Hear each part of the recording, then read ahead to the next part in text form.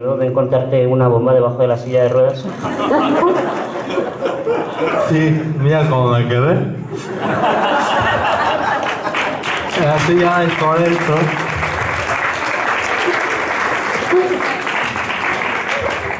Qué mal educado eres que no das el puño a nadie, ¿eh? Gracias, Felipe. Se nos está complicando la mañana, nadie está pidiendo pausas, yo voy a tirar sin miedo. Sé que no lo necesitáis, pero os tiro dos anotaciones. ¿Será que no haciendo humor de alguna cosa? Miro a Asun porque tengo la sensación un poco que está defendiendo la postura de los cuidados, de los límites, de la vivencia del otro. ¿Será que no haciendo chistes de alguna cosa nos estamos colocando en una situación de sobreprotección? De superioridad moral. De superioridad moral, de condescendencia escondida. Y por otro lado, siguiendo el hilo, que es una expresión que le gusta mucho a Enrique, siguiendo el hilo, puede ser que la izquierda cada vez más exquisita y depurada y con una performance preciosa de género, le cueste mucho más este humor que hasta a los que somos más casposos. ¿Puedes repetirlo?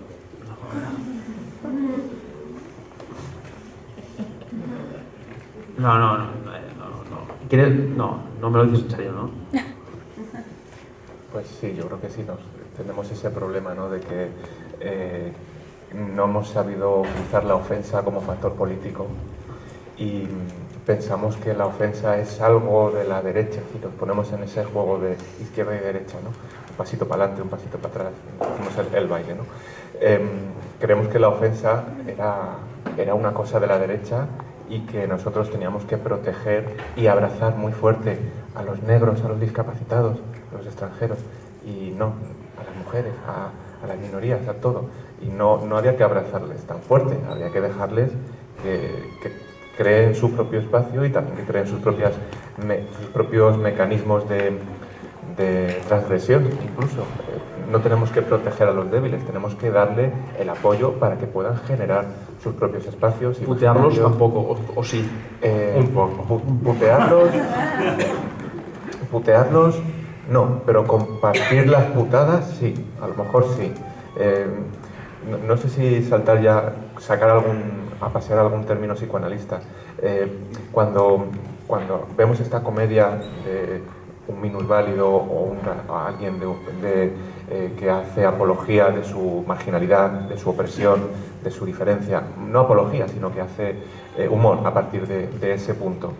Y se ve perfectamente que eso ha llegado ya a la comedia, que hay extranjeros haciendo comedia en España, aunque no lo sepamos, ¿no? No todos son hombres y mujeres cis y nacionalizados en España. Hay muchos extranjeros que ya incluso o hijos de segunda generación de inmigrantes o directamente que han venido ellos a España en vida naciendo en otro lugar. Cuando hablan estas personas están gozando. Goce es un término psicoanalítico. Están sintiendo algo más allá del placer, no es el placer físico normal. Están sintiendo un placer en el dolor o un placer a partir de esa posición vulnerable, vamos a decirlo con ese término. Un placer a partir de la vulnerabilidad, un goce. Y ese goce nos lo están comunicando, nos están regalando algo.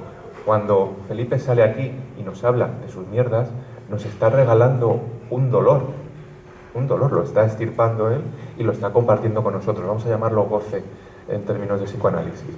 Pues ese goce lo podemos compartir, podemos coger ese goce y nosotros podemos también generar discursos a partir de ese goce.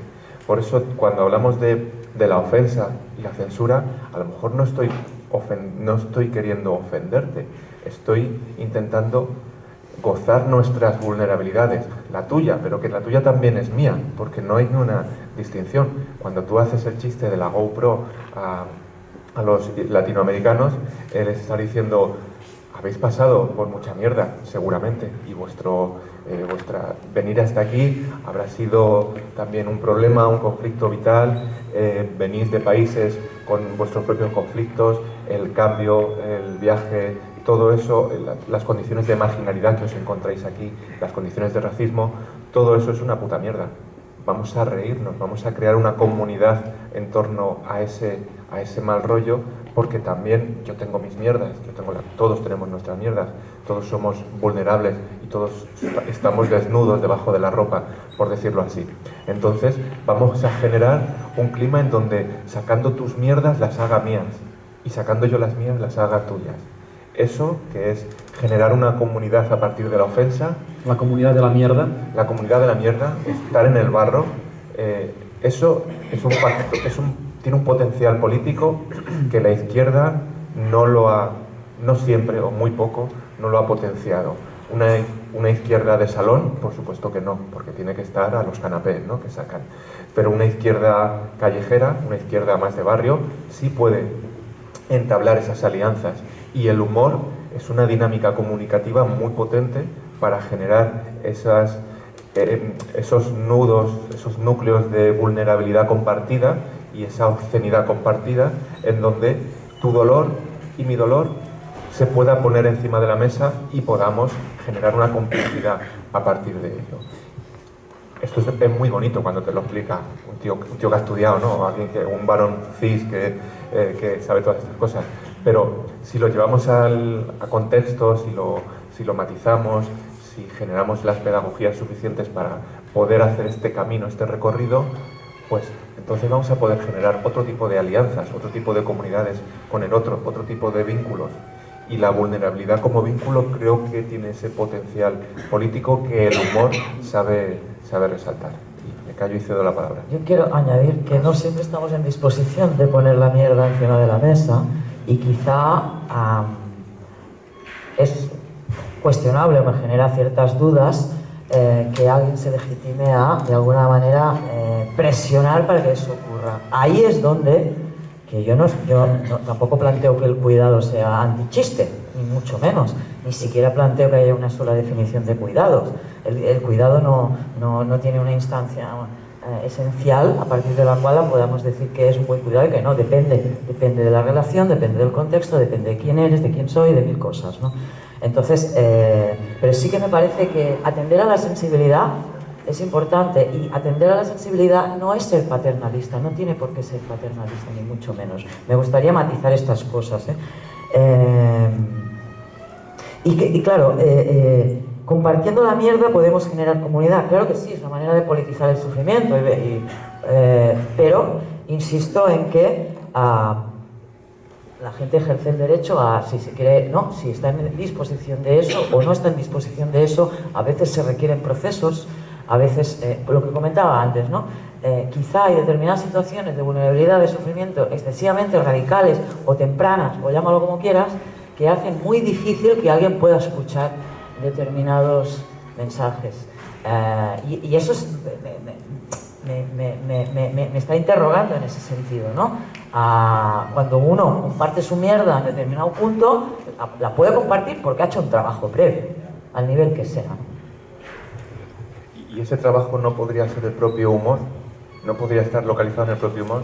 Ya te lo pregunto como terapeuta o como ligada a la enfermedad. Claro, podría, pero en cualquier caso entonces tendríamos que pensar en qué condiciones una se puede apuntar a un escenario de humor en clave terapéutica, si tiene sentido terapeutizarlo o no. Ahí hay un montón de elementos pues que, bueno, habría que pensarlos bien. Sí. Y por ejemplo, cuando digo al público que tengo muchas ventajas y que si quieren estar como yo de bien, que se pillen de un tercer piso o que se dejen atropellar un poco por un camión, digo, tampoco muy a lo bestia, pero hay que tener un poco cuidado, pero donde esté una buena hostia, a lo Ramón San Pedro, y claro, hay gente que me ha dicho, es un poco fuerte, ¿no? Lo de Ramón San Pedro, digo, no, porque yo no lo siento como, no le estoy dando una patada, esto es como que me uno, de una sumiada porque compartimos algunos sentimientos, entonces pues me descojono para compensar un poco la mierda, para que sea un poco menos mierda y por lo menos podamos pasarlo bien. Nos quedan 50 minutos. ¿Cómo estáis? ¿Necesiteu alguna pregunta? ¿Queréis que paremos 3 minutitos, 4 para hacer 4? ¿Quieres Melissa, hoy eres payasa o no? ¿Hoy eres payasa, Melissa? No, nada, ya después te lo... No, que... Hoy no. Necessiteu una pausa molt curteta, seguim, vamos tirando. Tira, tira. Hostia, tú. Sí, vale, pues no lo estamos haciendo tan mal, ¿eh? Ahora sí quieren que acabemos cuanto antes. No, esto es hasta las 11:30. Esto ya. Ahí hay un compañero que tiene una pregunta. Nos quedan 2 bloques, ¿eh? Y el que es muy importante llegar al último, que es un poco aterrizar todo esto al ámbito cultural, social, educativo. Bueno, voy. ¿Qué tal, com et dius?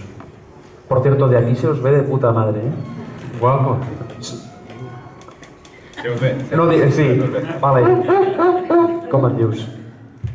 Bueno, me llamo Pau y quería enlazar un poco el papel del humorista que antes se comentaba un poco con el tema de los límites y la censura y todo eso.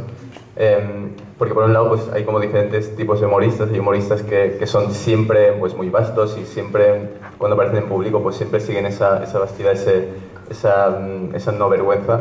Hay otros personajes que pueden ser como Ricky Gervais, que puede ser muy bestia, muy bestia en directo, pero luego se conoce como persona y tiene una parte pública que habla abiertamente sobre su humor y sobre que todo el mundo sabe que le conoce, sabe que es una persona muy de izquierdas y que defiende mucho a colectivos y tal. Y hasta qué punto eso, pues el contexto es importante, como comentabais, hasta qué punto es importante que el humorista mismo que lanza ese humor, como en el caso de Ricky Gervais, es importante que luego dé a entender de forma explícita y hable sobre que su humor es solo humor o no es tan importante y sencillamente no tiene esa responsabilidad, no tiene esa obligación ese humorista. Y luego también quería como dejar ir un poco poniendo el ejemplo de Louis C.K., que bueno, como sabéis pues tuvo mucha polémica porque se descubrió que aprovechando su posición de poder pues se masturbaba delante de mujeres en casos como de castings y cosas así, cuando él era una persona que hacía mucho humor sexual en ese aspecto, como muy relacionado con eso, que luego posteriori pues igual se veía de una forma más como con otros ojos, y hasta qué punto ese tipo de humor veniendo de esa persona con ese contexto, si eso también es válido, si se puede reír de ese tipo de humor o si ya pues, claro, hasta qué punto eso, hablando de los límites del humor, eso es respetable o risible o no. Gracias, Pau, ¿eh? ¿Sí? Los límites del humor acaban cuando te masturbas delante de una compañera de trabajo, ¿no?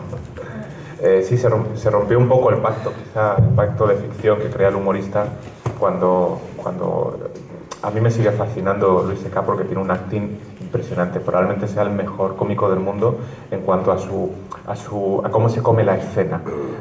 Hay que tiene mejores chistes, hay que van más lejos en los chistes o menos, pero cómo maneja las pausas y demás, no sé si Felipe, que él trabaja directamente, lo suscribiría. Creo que sí, por su gesto de hacer sí, me parece que sí. Yo también sé leer a los minusválidos. Estoy con las diferencias.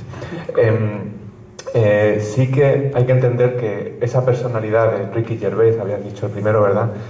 Eso es también contexto. Saber que, o por ejemplo, yo que conozco a Ignatius, por ejemplo, Ignatius Farray aquí en el contexto español, él está con las minorías y demás, pero hace chistes sobre lo que le viene en gana, ¿no? Y luego es un tipo súper tranquilo, súper amable, y si habéis visto algún programa suyo, le tenéis un poquito más o menos enfilado. Eso es contexto, dar ese contexto, mostrar, aunque estés hablando de un contexto de enunciación, pero es también darle herramientas al público para que entienda el chiste y para que la broma caiga bien. Con Louis C.K. lo que pasó es precisamente que el contexto se desmoronó. los chistes siguen siendo buenísimos, o malísimos, o lo que te parezca que son. Pero sí que es verdad que el contexto perdió fuelle. Eso sí es un problema contextual. Y es un problema que yo también llevo al mundo del arte. Saber que Picasso es un machista va a hacer que valores menos el Guernica. Pues a lo mejor en el Guernica no me importa tanto, porque el Guernica es esa obra acabada en donde yo ya veo la capacidad de representar algo. Pero en el cómico, que como decía Felipe, tiene que hacer una actuación muy ligada a su público y también muy enfocada a las cuestiones contextuales, quizá ese valor deprecia un poco su obra. Un poco. A mí me lo deprecia muy poco. A mí me interesa, puede ser un asesino, el cómico le pueden condenar por conducir o por masturbarse o por lo que sea, que a mí me parece que la ley tiene que hacer su trabajo, pero yo puedo seguir apreciando más o menos la obra. Pero sí entiendo ahí que el valor se ha roto un poco, porque hay un pacto de ficción entre el cómico y el público, y ese pacto sí que se rompió, se resquebrajó. Es curioso como en el caso del stand-up comedy en concreto, el pacto de ficción que comentabas es muy... a veces es complejo de ver, porque el stand-up comedy está todo el rato rompiendo la cuarta pared y hablando directamente de uno mismo o de sus miserias o de las miserias que le afectan, casi en la mayoría de los casos. Por eso quizá es más susceptible de perder y desmoronarse ese contexto cuando nos enteramos que no eran chistes, sino que lo estaba haciendo de verdad. No, a mí es que esta pregunta, claro, es un poco lo que siempre la tengo, ¿no? O sea, ¿importa el sujeto de la obra o importa la obra o cuánto de la obra enmascara al sujeto? Y realmente no encuentro la respuesta. Es decir, lo que decías de Picasso, ¿no? Podemos poner un montón de ejemplos más, Rousseau con su Emilio en l'Educació, que luego resultó que era un padre abandónico, etcétera. No sé si no tiene que importar, es decir, yo lanzo la pregunta, no sé si no tiene que importar el sujeto que hay detrás de una obra, no sé si la vida hecha obra también de alguna manera va a devaluar o va a condicionar de alguna manera ese trabajo. No sé si no tiene que importar, y lo dejo ahí, yo sigo dándole vueltas al tema. Hay una mano. Hay una mano. Tú las manos no las ves muy rápido, ¿no? Yo las veo, no las muevo, pues las veo. Adelante, micro. Hostia. ¿Naira o Nayar? Ahora Naira, perdóname. Es que hemos contratado el público, uno por uno, sabemos quién sois. Ojalá no, creo que ha habido una pincelada de algo que me parece muy importante en el tema del humor, al hilo de si el sujeto importa o no importa, y al hilo de que comentaba Felipe de contar las miserias de cada uno. Creo que me parece que hay un punto ahí de que el humorista tiene que superar según qué temáticas o qué ámbitos de su vida para ser capaz de hacer humor con esto, ¿no? Y quería preguntarle específicamente a Felipe y a Telmo si hay algún tema en concreto que hayáis tenido que trabajaros a nivel personal un poco más o con compañeros que os haya ayudado a sacar el chiste y hacer humor de algo que os haya costado un poco más superar. Pues yo diría que no, pero igual es porque yo en mi vida siempre me he sentido muy unido al humor y siempre he sido como muy cachondo, entonces no me ha sido difícil. Es verdad que seguramente hay gente que antes no le costaba más y luego ya le ha pillado el gustillo a esto de reírse, pero en mi caso no ha sido difícil. En mi caso hay dos partes. Los problemas que tengo de nacimiento no me ha costado hacer humor sobre ellos, porque como dice Telmo, yo lo he tenido desde siempre y lo he asumido desde siempre. El que ha ido en un 600 toda la vida dice qué bien que voy en un 600 sin conocer que hay un Mercedes que se conduce prácticamente solo. Y ese tipo de problemas yo no he tenido que trabajarlos excesivamente, pero los problemas que luego han sobrevenido, vienen derivados de mi enfermedad o de otras situaciones, eso sí he tenido que trabajarlos y he tenido que hacer un trabajo de asumirlos y de interiorizarlos y de hacerlos míos para poder ya no hacer chistes, sino hacer el chiste delante de una audiencia que te está juzgando y no venirte abajo.